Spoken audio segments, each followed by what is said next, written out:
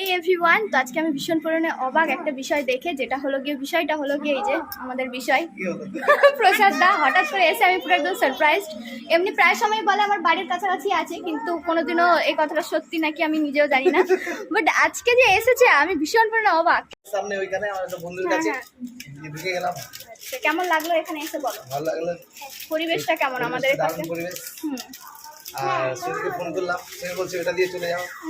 ওটা দিয়ে চলে যাও? আমার দেখিয়ে দিল অফিস থেকে। এ বাবা, ও তো নেই, ডিউটিতে আছে।